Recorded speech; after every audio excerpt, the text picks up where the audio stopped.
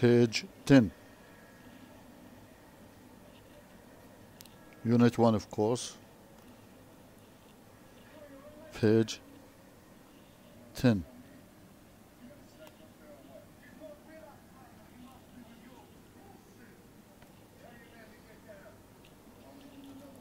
Today we are going to do conversation and listening, inshallah, together.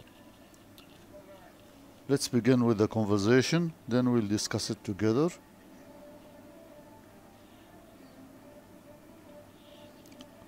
Let's listen. Of course, after we finish our lesson, go and read the conversation again and try to do it with a friend or a brother or sister. It doesn't matter. Do it for practicing. Let's listen, then we'll talk about it. I'm really excited that we're going to share an apartment to save money while we study in New York. I am too. But you know, a lot of friends end up arguing about chores. So I was thinking it might be a good idea for us to divide up the chores before we move in. Yeah, I do think we should discuss that. I'm sure we can work out a fair division of chores. Of course, we'll each clean our own room. And since there are 2 bathrooms, how about if I clean one and you clean the other? That's fair. And each week we can take turns cleaning the rest of the apartment. Hey, do you want to do our laundry together so that only one of us has to go to the laundromat each week? We're on the same wavelength. I was just going to suggest that. I really don't like folding the wash. If I wash the laundry, would you be willing to do the folding? No sweat. Then how about cooking? I don't mind cleaning, but cooking is really not my cup of tea. Would you do the cooking if I did the cleaning up? Sorry, but if there's one chore I hate, it's cooking. Well, it looks like we're going to be eating a lot of takeout. As you see here, we have 2 friends. They are talking to each other. They are sharing an apartment, and they are dividing the chores. Also, as you see, those which are on written in blue, on the same wavelength, no sweat, and not my cup of tea.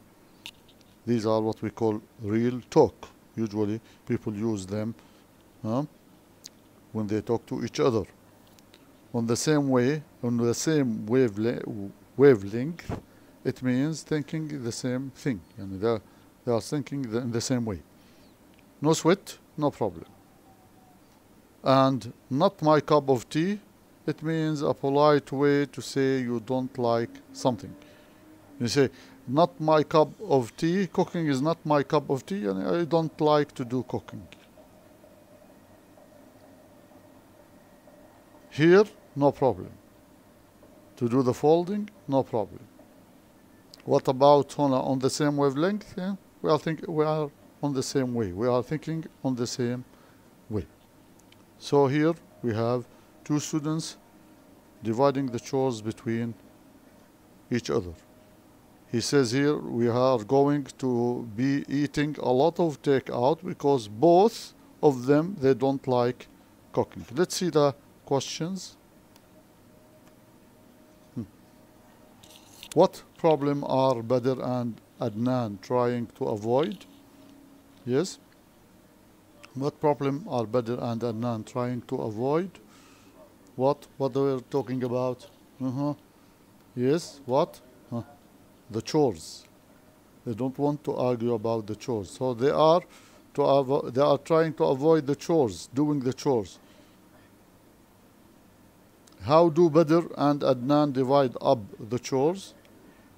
How do they divide it? Yes? The cooking, the folding, etc. They will both clean their own rooms. They will each clean a bathroom because they have 2 bathrooms. They will take turns cleaning the rest of the apartment. The rest of the apartment, they will do it in terms. Adnan will wash the laundry and Badr will fold it. But the cooking, both, they are not going to do the cooking. So they are going to eat outside. What chores does neither of them want to do? Yes, I talked to you about it. Yes, which is cooking. What solution does Badr offer? They take out. Take out. Neither of them wants to cook. Badr suggests that they order take out food often. Good. Let's move. This is here, listen. This is the listening task. Listen to a summary about Dr. Abdullah Al-Rabi'a. You know Dr. Abdullah Al-Rabi'a, who was a minister of health, I think, a famous pediatric surgeon. Then number his achievement in the correct order, in chronological order. 1, 2, 3, 4, etc. One by one. The first, then the second, then the third. This is the meaning of chronological order. Okay. Let's listen first. Then after that, you try. Just read it first before I'll give you the listening. Just read. He and his team. Read it with me. He and his team performed surgery on Polish twins. He becomes executive director of health affairs at the National Guard. He realizes he wants to become a doctor. He graduates from King Saud University. He is assistant professor at King Saud University. He gets his master in pediatric surgery. He is honored by the Polish community. He is appointed Minister of Health, as I told you. He is a member of the Canadian Board of Pediatric Surgeons. He is appointed as a consultant in the Royal Court. So we are going to put it in order.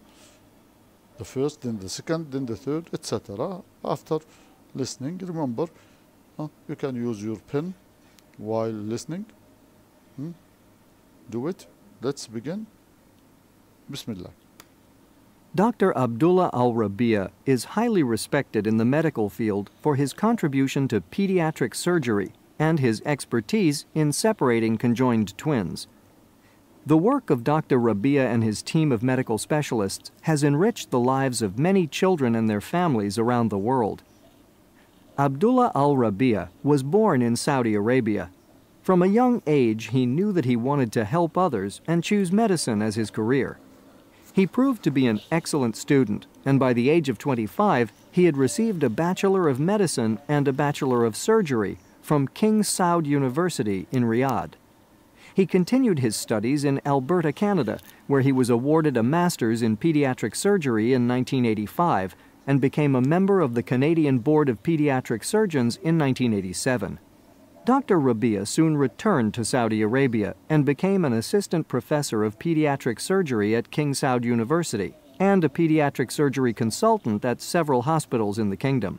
From 2005 to 2009, he held the position of Executive Director General of Health Affairs at the National Guard, and in February 2009, he was appointed Minister of Health. In January 2005, Dr. Rabi'a and his team made medical history by separating a pair of conjoined twins after 15 hours of surgery. This was the 9th successful operation of its kind performed at the Health Affairs at the National Guard, Medical City in Riyadh.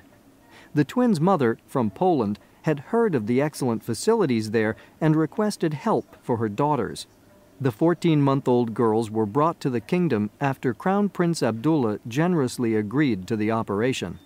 When the two girls finally came out of the operation theater, the relieved mother told reporters, "The day of separation of the twins is the happiest event in my life." In February, the Polish ambassador held a special reception to honor Dr. Rabi'a and his team for their outstanding achievement. This operation and others since prove that humanitarian assistance and medical care have no geographical borders. In April 2014, he was appointed as a consultant in the royal court. Yes, you have time to continue. Don't worry about making mistakes. Don't worry about again making mistakes. If you are doing the TOEFL or HANA, you are going to listen to it one time and you are going to continue to complete these. Such exercises are usually found in the TOEFL or in the IELTS. Just continue. Then I'll give you the answers all to correct your answers. Yes. Good. Let's see. Yes. The last one is the last sentence. You see? Number one, he realizes he wants to become a doctor. Number two, he graduates from King Saud University. Number three, he gets his master's in pediatric surgery. Number four, he is a member of the Canadian Board of Pediatric Surgeons. Number five, he is assistant professor at King Saud University, etc. Let's continue with the last. Not the last, the one before the last. Here we have which most language have the R sound. This is a pronunciation. Pronunciation يعني اللي هو لفظ الكلمة، طريقة لفظ الكلمة. While most languages have the R sound, it is pronounced differently in different languages. Listen and practice the English R sound in these sentences. The English R. Dr. Al-Rabi'a is respected for this contribution to pediatric surgery. Listen to it, just listen to it, then try to repeat. Dr. Rabia is respected for his contribution to pediatric surgery. Yes. Number two. They have enriched the lives of children around the world. Yes. Three. He received a Bachelor of Surgery from King Saud University in Riyadh. Number four. Yes. After the operation, the mother was relieved. After the operation, the mother was relieved. And the last one. The ambassador held a reception to honor Dr. Rabia. Okay. This is just pronunciation in order to correct your pronunciation and how to say words. Do it, practice it to improve your pronunciation. Continue. This is the last one. Here we have a vocabulary building. You say compensate, deficiencies, fearsome, invaluable, predators. When you say compensate, what does it mean? Ways in which something lacks what it needs, causing great fear. Animals that live by hunting others, extremely valuable, priceless, to overcome a weakness with a strength. What do you think here? To compensate, يعني we can say يعوض أو يستبدل شيء مكان شيء. What do you think? Is it E? Let's see.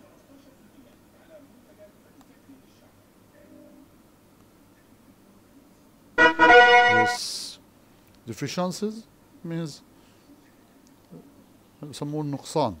طبعا هي نوع من المرض بيكون. مثلا تقول deficiency in vitamin C يعني بيكون عندك نقصان في فيتامين C. So which is here?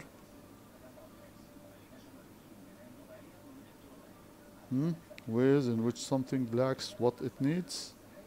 شو رايكم? Yes? Let's move. I don't know. Let's see it. Yes. Fearsome, fear. Directly. Invaluable. You have valuable. Priceless. بدون ثمن يعني لا يقدر بثمن. And the last one, the Predators. There was a movie called The Predator. That Schwarzenegger. If you remember it, if you saw it or watched this film, it was a very beautiful film, I think. It was an old one. Yes. Okay. Remember now, by this we end our lesson. Remember to do the workbook, page 4. I remember also that we didn't do page 1, please. So do page 1 and page 4. Huh? Do page 1 and page 4 in the workbook. Thank you. Thank you. Inshallah, I'll give you a homework to do it in